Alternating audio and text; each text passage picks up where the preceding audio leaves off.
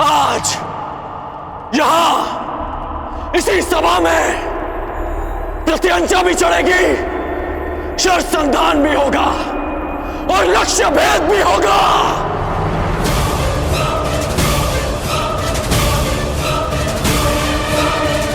मैं परशुराम शिष्य राधेकर ये लक्ष्य भेद स्वयं करूंगा।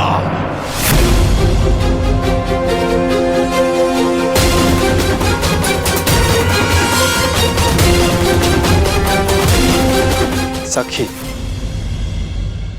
यदि तुम्हें ज्ञात हो कि अर्जुन जीवित है तो क्या करोगे? वो सब जो मेरे जीवन का उद्देश्य पूरा कर सके, जो कि अर्जुन से विवाह के पश्चात ही संभव है। तो फिर देखो सखी, वो तीसरा वीर जो इस परीक्षण में सफल हो सकता है,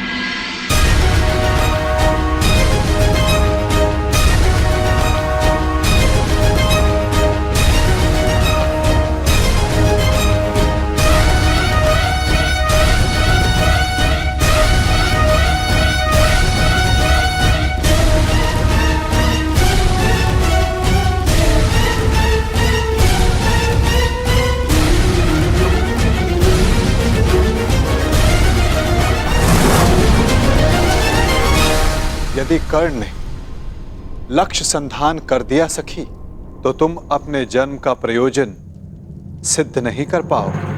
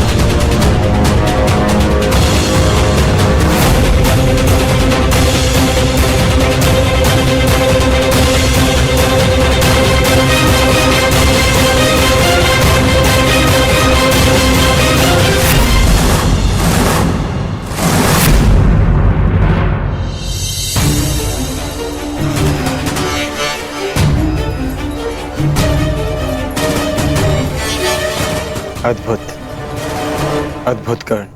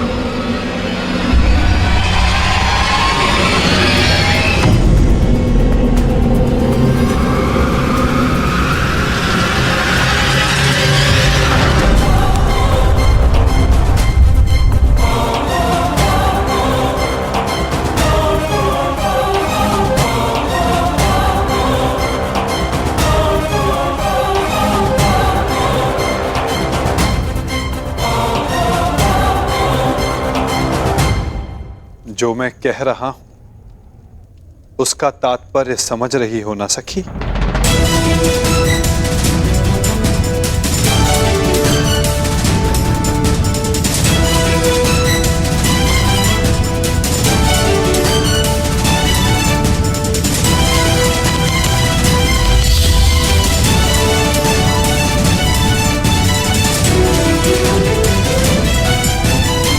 बिना देखे आपने लक्ष्य संधान कैसे किया? आपके नेत्रों में देखकर।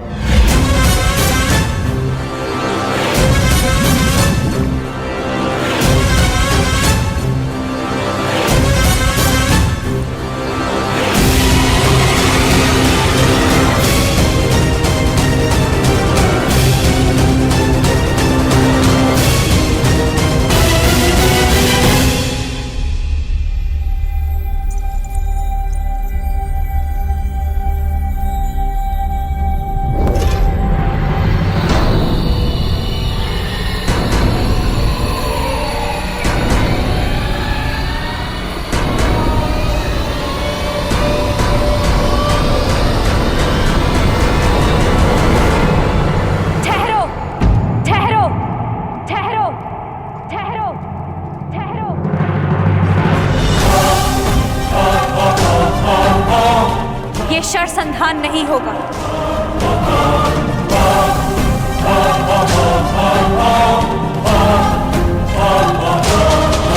परंतु क्यों?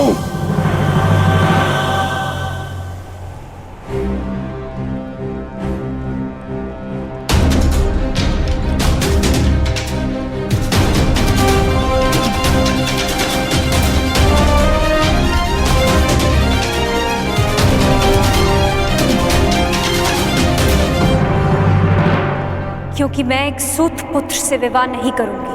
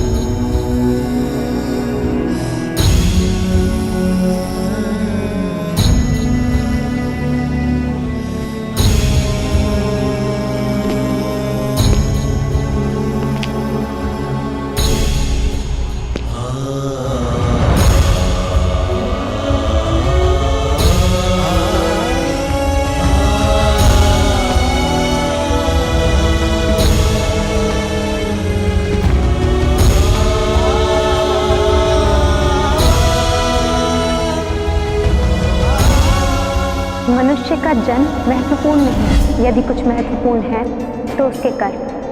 कर्म शब्दों से अधिक श्रेष्ठ माध्यम है मनुष्य और उसकी योग्यता के परिचय का। धर्मं च लोभं च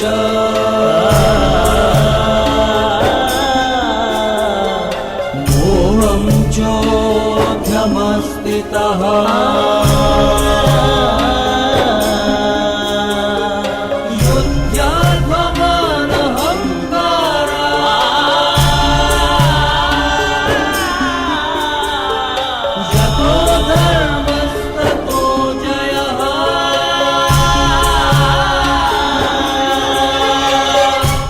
बधाई हो याज्ञसेनी, आज आपने सिद्ध कर दिया कि कभी कभी शब्द कर्म से अधिक श्रेष्ठ माध्यम होते हैं।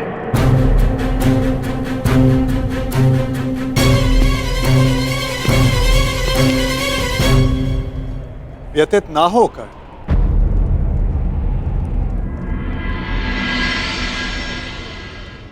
ये निर्णय स्वयंवरा का है और इस सभा में उपस्थित सभी को इस निर्णय का सम्मान करना चाहिए। बस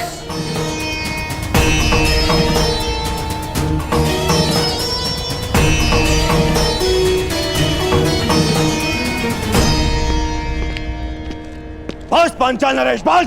ये कैसा खेल है? आप अपनी पुत्री का विवाह करवाना चाहते भी थे या नहीं?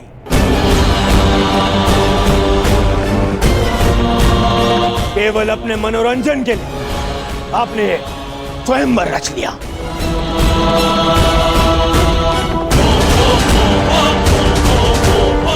आपने आर्यव्रत के बड़े बड़े शूरवीरों को यहां आमंत्रित किया। किसी को ज्ञात भी नहीं था कि परीक्षण में होने क्या वाला है। फिर एक विचित्र सी शर्त रख दी आपने स्वयंवर की, और जब अंगराज इस परीक्षण में सफल होने वाले थे तो आपकी पुत्री द्रौपदी ने इन्हें रोक दिया।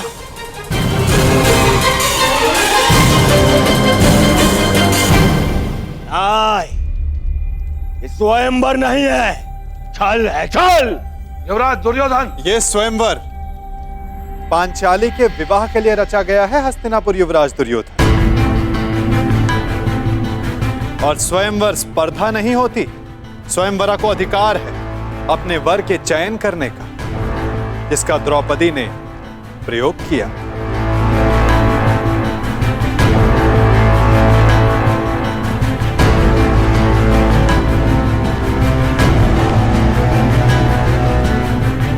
और रही बात छल की राजकुमार दुर्योधन, तो छल किसने किया, कहां किया, कब किया, उस विषय में कदाचित आप इस भरी सभा में बात नहीं करना चाहेंगे, है ना युवराज दुर्योधन?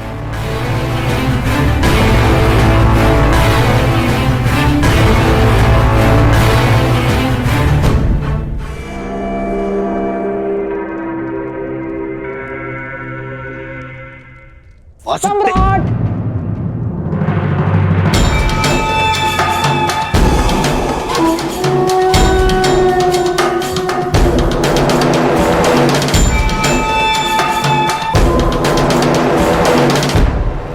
मैं यहां उपस्थित सभी राजवंशियों की ओर से कुमारी द्रौपदी के निर्णय का समर्थन करता हूं।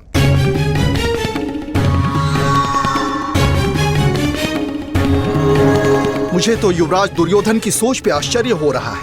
राजकुल से होकर भी ये उन्होंने सोच कैसे लिया कि पांचाल नरेश अपनी पुत्री का विवाह एक सूत पुत्र से करेंगे। सावधान मत नरेश। सावधान तो आपको रहना था। आप कर्ण को इस सभा में लाने की भूल कैसे कर बैठे?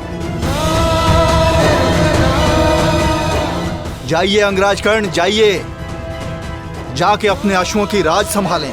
यह क्षत्रियों का स्वयंवर है, जाइए।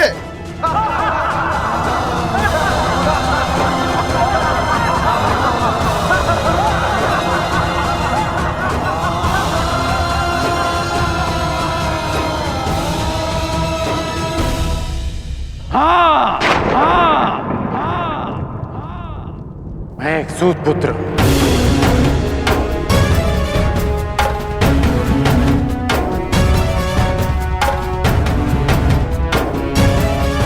और मुझे गर्व है कि स्वयं को क्षत्रिय समझने का अभिमान करने वाले महारथियों का मार्गदर्शन एक सूत ही करता है। पथ निर्धारित करने वालों को यह नहीं भूलना चाहिए, जो खड्ग और गदा हाथ में लेकर वो वीर होने का दम भरते हैं, उसे कोई क्षत्रिय नहीं, एक लोहार बनाता है।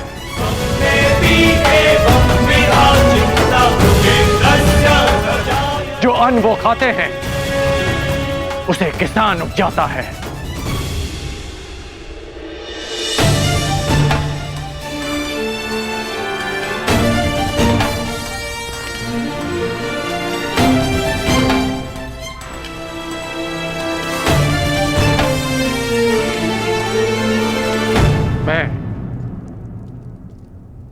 मेरा उपहास उड़ाने वालों से व्यथित नहीं हूं, क्योंकि मैं इनकी सोच वर्षों से जानता हूं।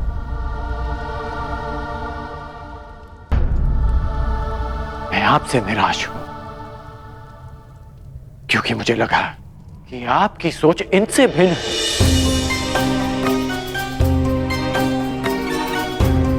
इस अपमान को सहने की क्षमता स्वयं में लाने के लिए मुझे वर्षों लग गए, परंतु आश्चर्य इस बात का है कि एक सूत का अपमान करना, उससे घृणा करना, कुछ दिन पहले जन्मी पांचाली इतना शीघ्र सीख गए। कैसे?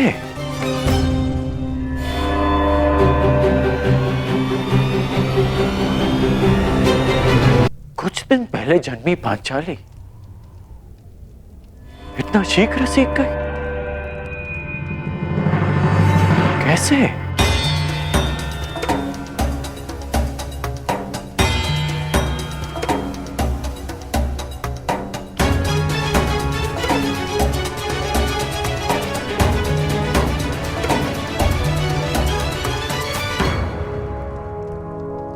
कुछ दिवस पूर्व किसी ने मुझसे कहा था कि हर कर्म अपना परिणाम साथ लेकर चलता है।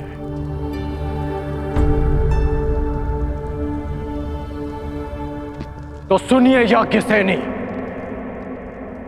कि जो आज आपने मेरा अपमान किया, उस अपमान का परिणाम आपको अवश्य मिलेगा।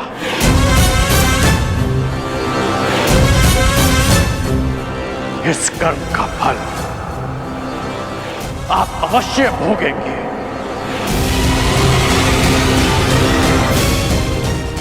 आपके शब्दों के गूंज का नाद जीवन भर आपको सुनाई देता रहेगा। स्मरण रहे।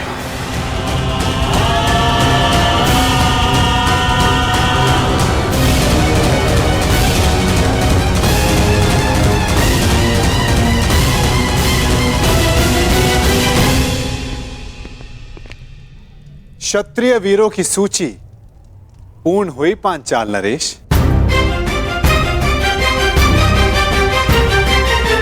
प्रतीत होता है कि अब और कोई नहीं जो इस परीक्षा में सफल हो सके। तो क्या स्वयंवर निरस्त कर दिया जाए पांचाल नरेश? नहीं केशव, यदि स्वयंवर निरस्त कर दिया गया तो पांचाल का बड़ा अपयश होगा। कोई उपाय सोचिए।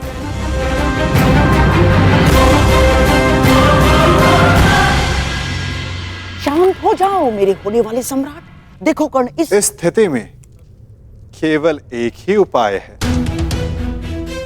स्वयंवर संपन्न हुआ, हमें यहां से चलना चाहिए। कि स्वयंवर सर्वसाधारण के लिए खोल दिया जाए।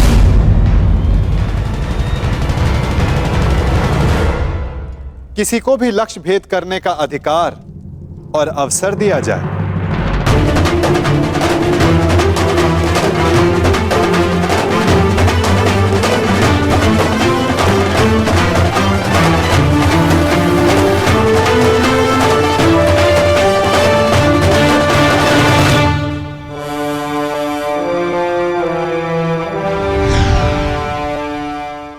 में केवल एक ही उपाय है।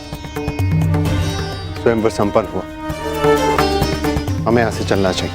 कि स्वयंवर सर्वसाधारण के लिए खोल दिया जाए। किसी को भी लक्ष्य भेद करने का अधिकार और अवसर दिया जाए।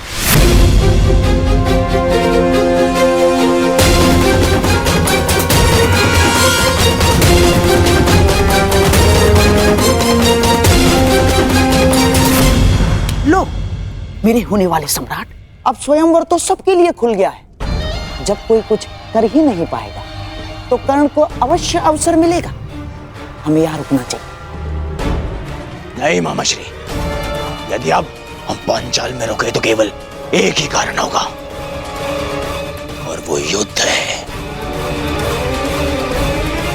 अन्यथा नहीं।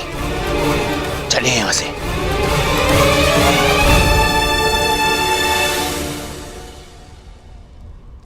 अब तो स्वयंवर सबके लिए खुला है, फिर भी कोई समक्ष नहीं आ रहा।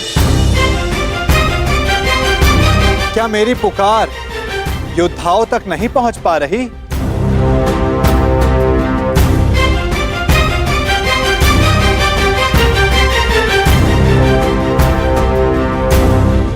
छिपे हुए योद्धाओं, अपने मन से प्रश्न करो कि क्या अधिक महत्वपूर्ण है, अज्ञात में रहकर अपना परिचय छिपाना,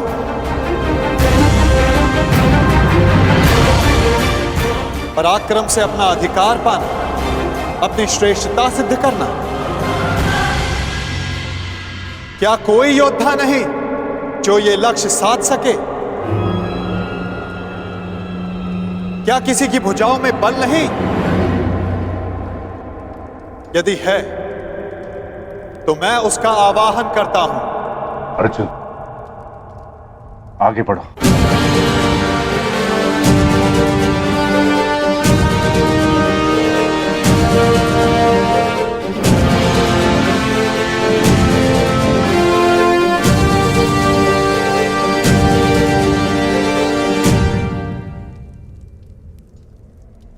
ये लक्ष्य मैं साधूंगा।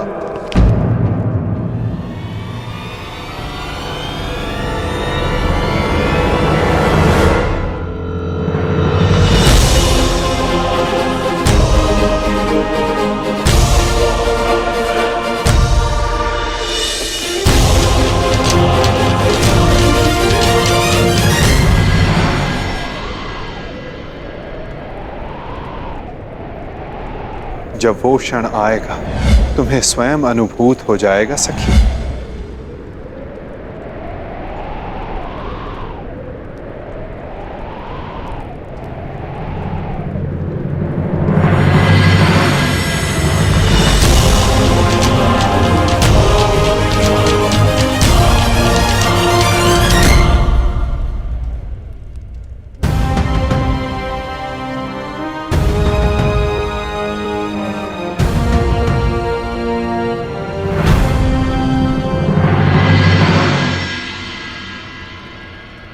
पहले एक सूत पुत्र आया और अब ब्राह्मण।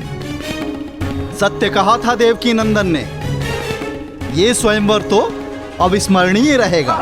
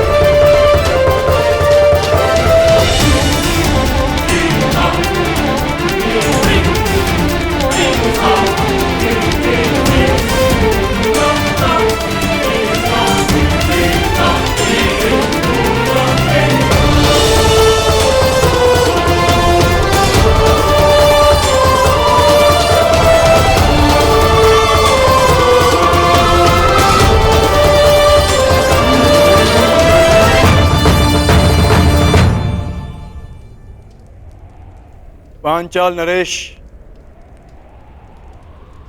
लक्ष्य संधान की अनुमति चाहूंगा।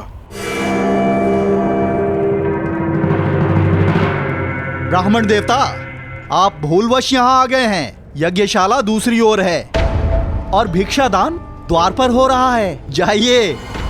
सुना है ब्राह्मणों के श्राप में बड़ी शक्ति होती है। ऐसा ना हो कहीं इस मीन को श्राप देकर नीचे गिरा दें।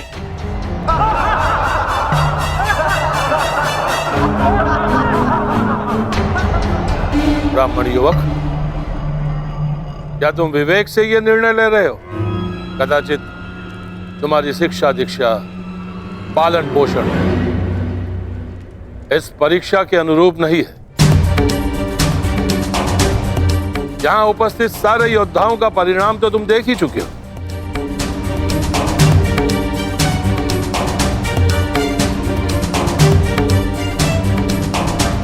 मैं आपके विचारों से सहमत हूं पांचाल नरेश, परंतु ब्राह्मण के बल पर संदेह नहीं करना चाहिए।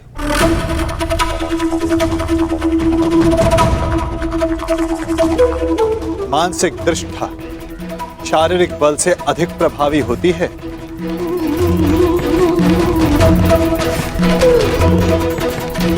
दिव्य अस्त्र का आवाहन करने वाले मंत्र ब्राह्मणों की शक्ति होती है।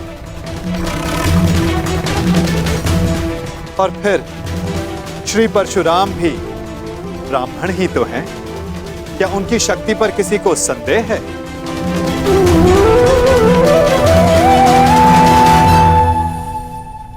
वासुदेव, इस युवक को अनुमति दिलाने के लिए इतना बल क्यों दे रहे हैं? छोड़ो ना मित्र, जितना अपमान सहना था सह लिया। अब यहां रुकने का कोई अर्थ नहीं। चलो यहां से। रुको, मैं ये देखना चाहता हूं कि यहां क्या होने जा रहा है। और जैसा कि मैंने पहले भी कहा पांचाल नरेश, ये स्वयंवर है। अंतिम निर्णय द्रौपदी का होगा।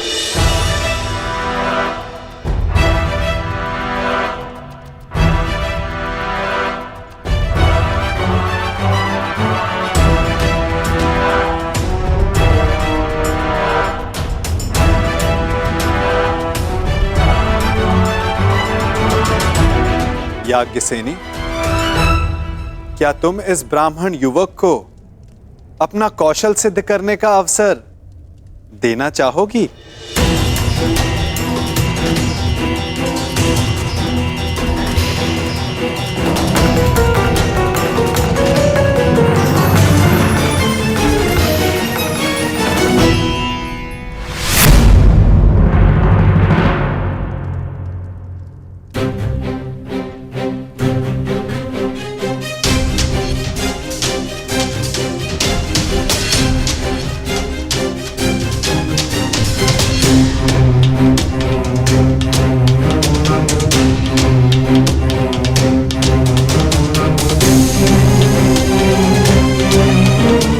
ब्राह्मण युवक, तुम्हें अनुमति है।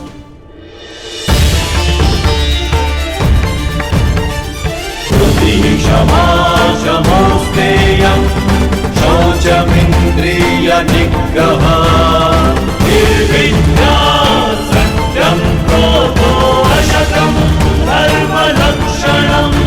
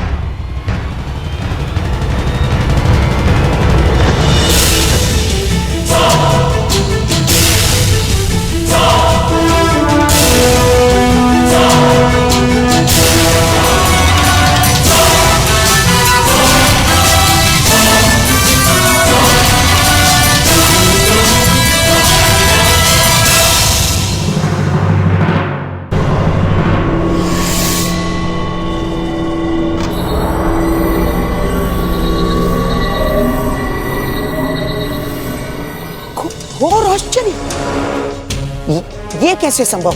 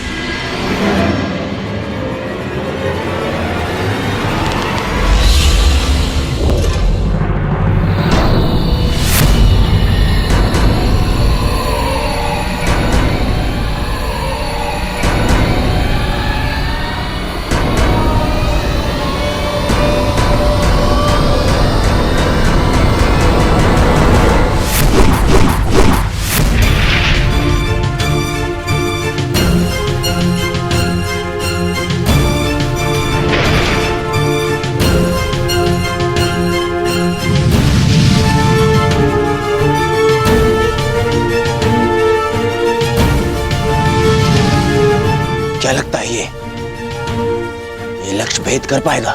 अवश्य मित्र। संधान सर्वथा उत्तम था।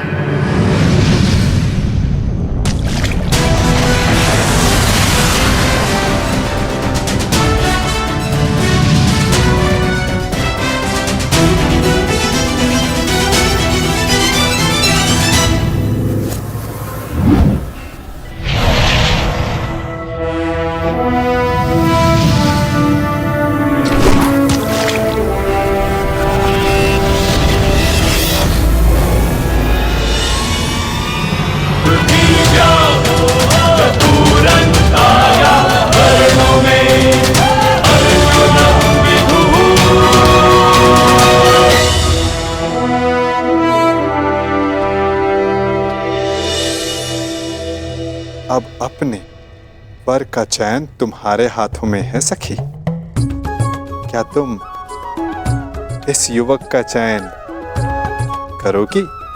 ये चयन तो युगों पूर्व हो चुका है केशव। मैंने ये जन्म सिर्फ ये अनुभव करने के लिए लिया है कि क्या मेरा चयन उचित था।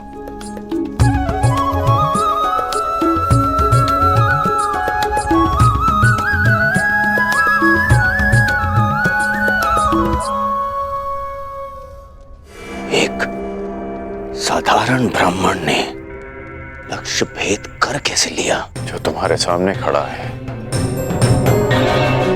वो सामान्य नहीं है मित्र।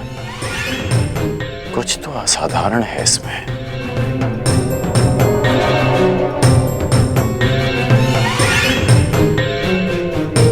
जो मैं अनुभव कर रहा हूं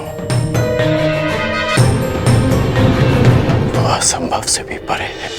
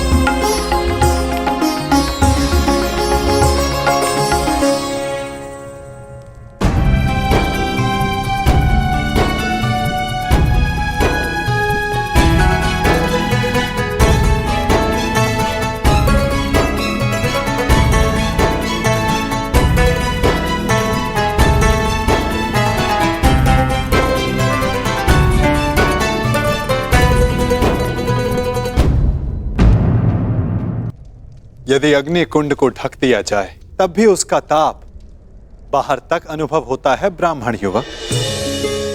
तुम्हारे भीतर की योद्धा की अग्नि को ब्राह्मण वेश रोक ना सका। और अग्नि तो पुनीता होती है। जब तक तुम्हारे जीवन का उद्देश्य पूर्ण ना हो जाए तुम्हें भस्म कैसे कर सकती है?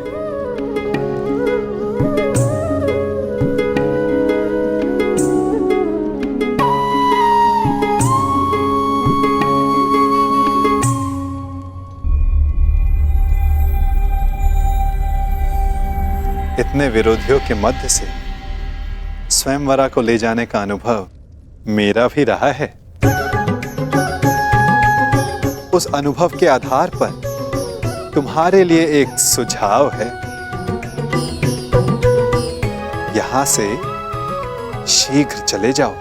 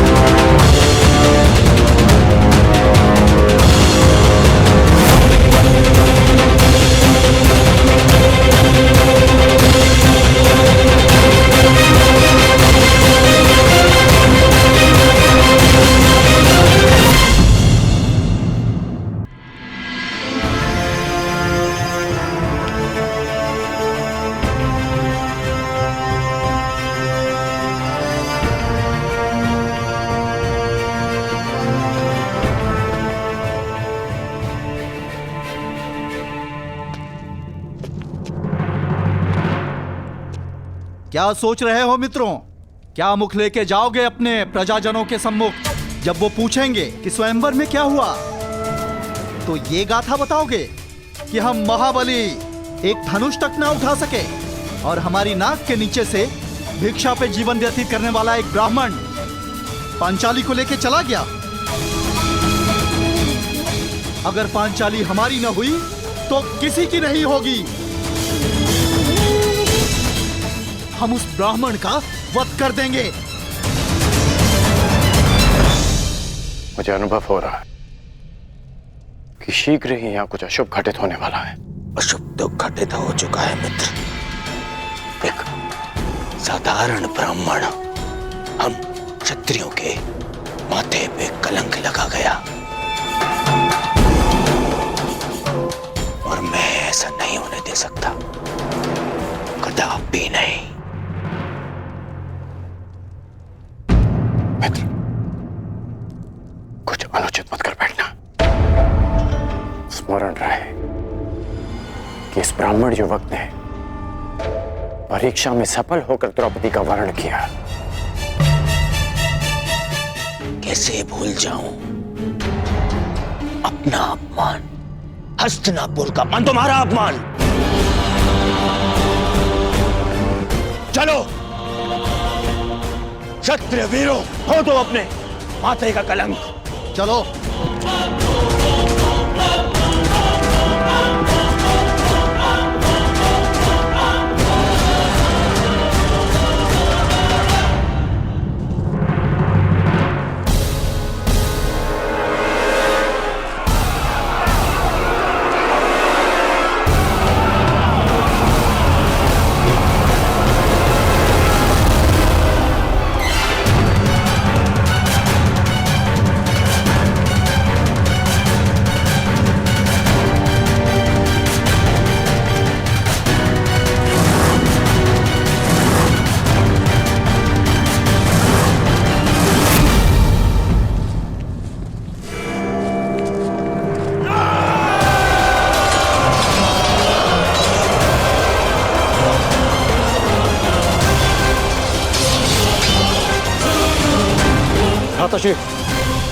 पांचाली को यहाँ से सुरक्षित ले जाइए। मैं भी युद्ध कर सकती हूँ। मुझे तुम्हारी क्षमता पर संदेह नहीं है पांचाली, परंतु तुम्हें भी अपने वर की योग्यता पर संदेह नहीं होना चाहिए। जब तक मेरी भुजाओं में बाण चलाने की शक्ति और छाती पर घाव सहने की क्षमता, तुम्हें अस्त्र उठाने की आवश्यकता नहीं पड़ेगी।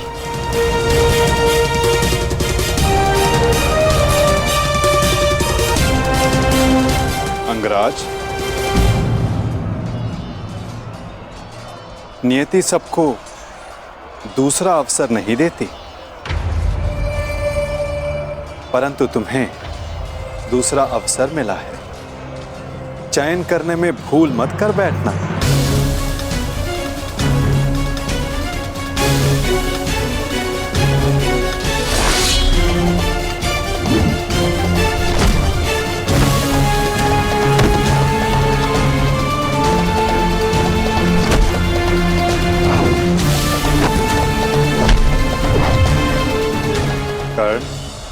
योद्धा का मन सदा युद्ध करने को ललायित रहता है, परंतु जैसे मैंने जरासंध से कहा था कि योद्धा वही होता है जो जब तक हो सके युद्ध को टाले।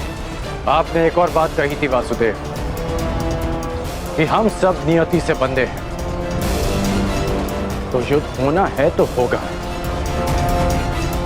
हाँ, कारण अवश्य भिन्न हो सकते हैं, कभी तारण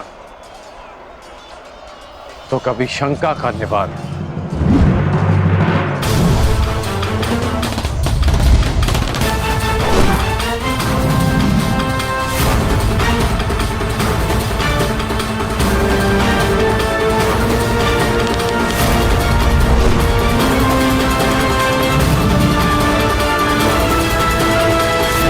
कैसी शंका अंगराज?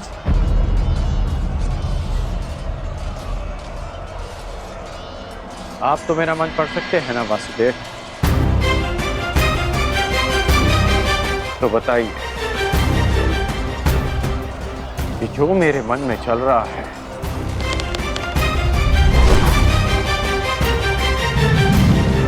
क्या वो सत्य है?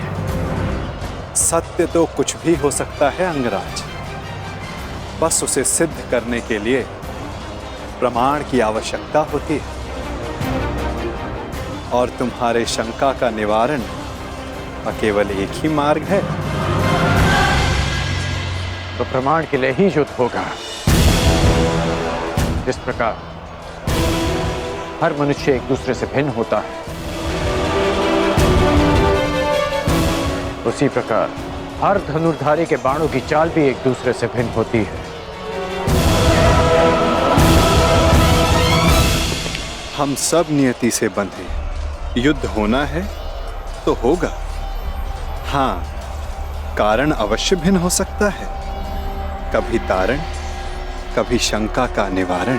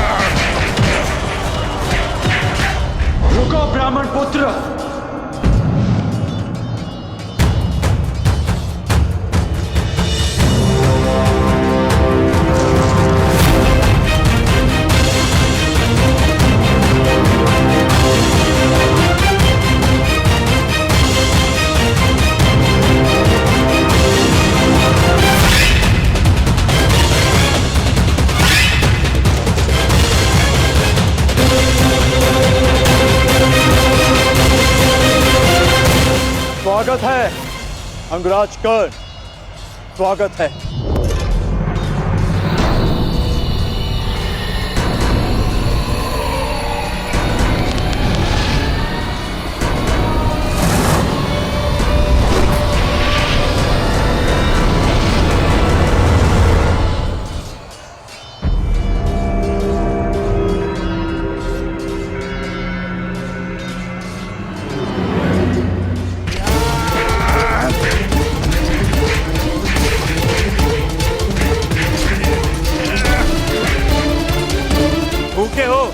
बड़े भूखे हो ब्राह्मण, अब ये वृक्ष उखाड़ रहे।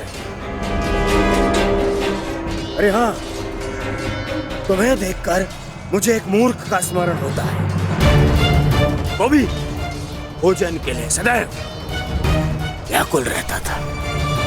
अरे महाकाय ब्राह्मण, बालकों पर क्यों प्रहार कर रहे? आओ, मुझ पर प्रहार करो, आओ। इससे अवसर की तुम्हें कब से प्रतीक्षा कर रहा था।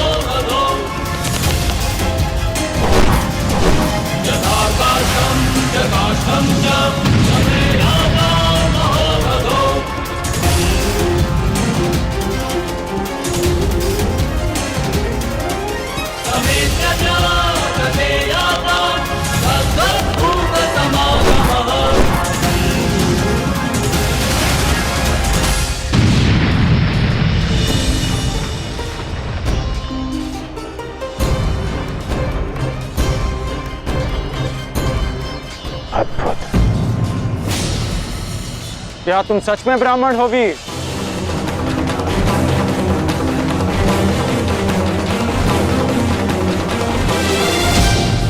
क्या तुम सच में ब्राह्मण हो वीर? सोच लो, कभी कभी असत्य वचन का बहुत भारी मूल्य चुकाना पड़ सकता है। अंगराज, युद्ध में वाणी से नहीं, धनुष से काम लो, अन्यथा यही तुम्हारे अंतिम शब्द सिद्ध होंगे।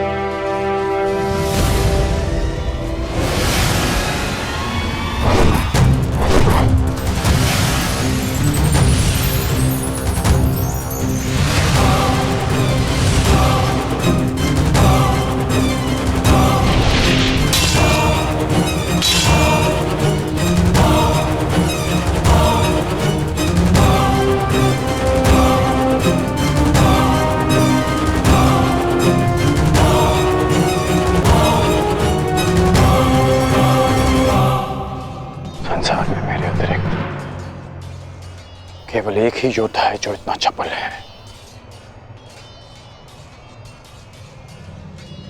अर्जुन।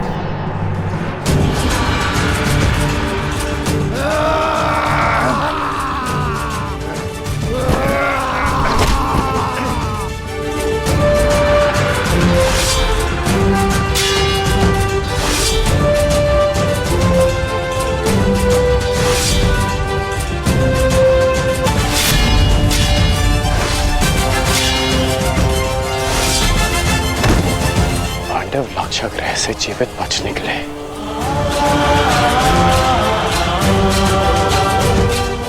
अर्थात माता कुंती भी सुरक्षित है।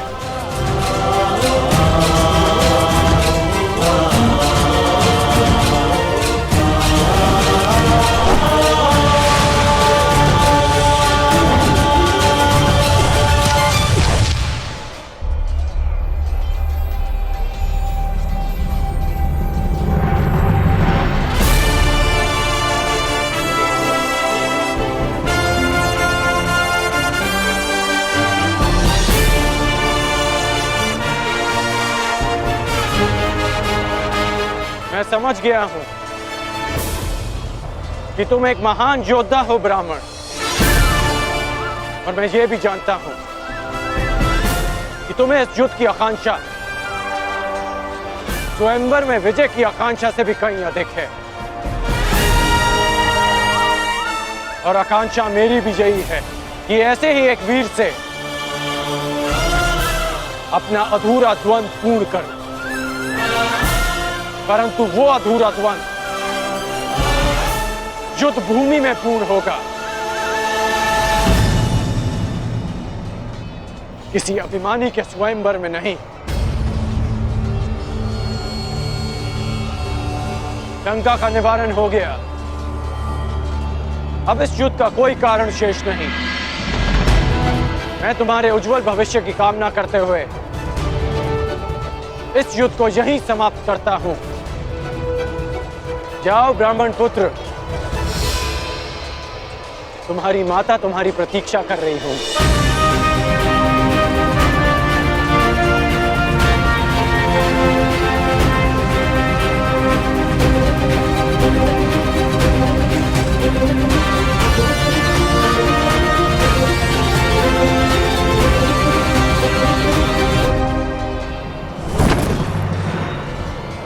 रुक जाओ मित्र,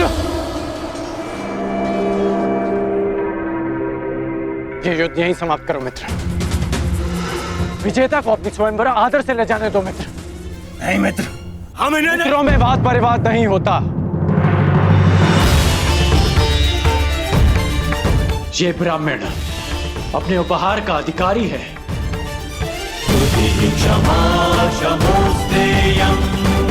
जाने दो इसे। शौचमिंद्रिय निग्रह निर्विद्या सत्यं क्रोधो दशकं धर्मलक्षणं दशकं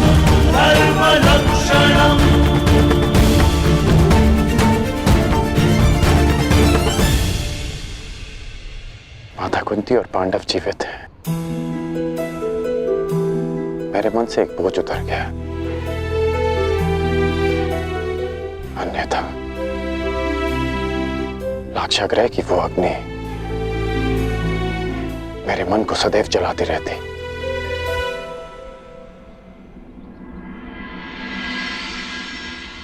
इसलिए आप पांडवों की मृत्यु की सूचना से व्यथित नहीं थे, क्योंकि आपको सब कुछ ज्ञात था।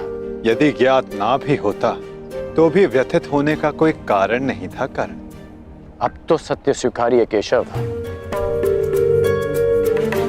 अब समझ आया आपका वो कथन कि एक खेल प्रारंभ होने जा रहा है, वो खेल जिसका मैं भी एक पात्र हूं। अब समझ में आया कि आपने मुझे स्वयंवर में भाग ना लेने की मंत्रणा क्यों दी। अब समझ आया कि कर्म की हुंकार भरने वाले कृष्ण उस समय क्यों मौन रहे जब जन्म के कारण हरी सभा में मेरा उपहास उड़ाया गया।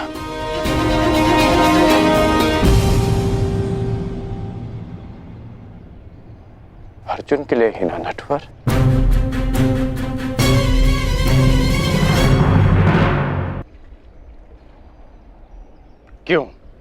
क्यों किया आपने ऐसा? केवल अर्जुन को स्वयंवर में जिताने के लिए? इसलिए आपने ऐसी परीक्षा रखी जो अर्जुन के पक्ष में हो, ताकि वो पांचाली का भंग कर सके।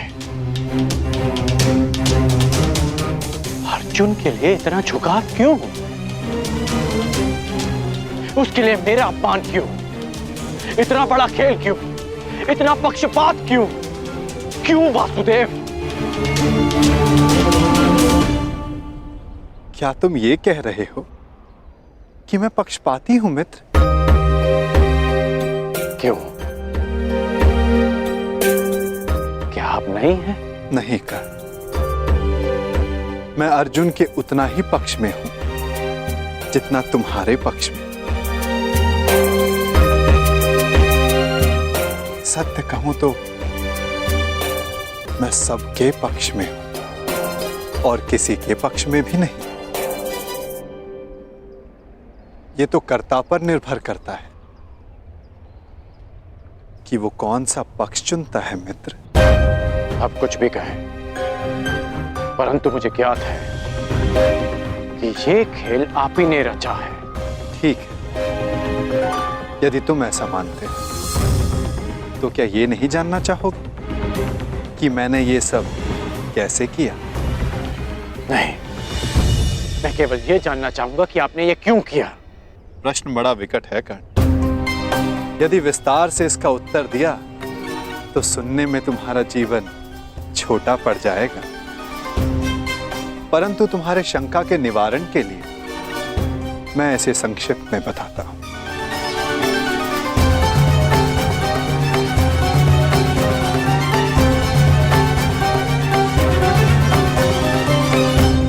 एक महाचक्रवात आने को है कर्ण, ऐसा विकराल चक्रवात जिससे कोई भी सुरक्षित नहीं रह पाएगा।